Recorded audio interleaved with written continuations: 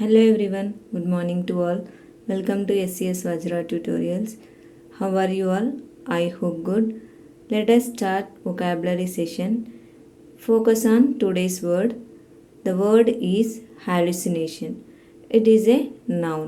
Meaning of it is illusory perception and a common symptom of severe mental disorder. Telugu meaning of this word is Brahma Mati Brahmanam.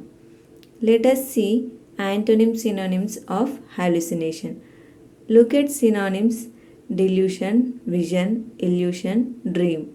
And coming to antonyms: fact, certainty, actuality, verity, experience, reality, truth. And coming to sentence example of hallucination. First sentence is: was the figure real or just a hallucination?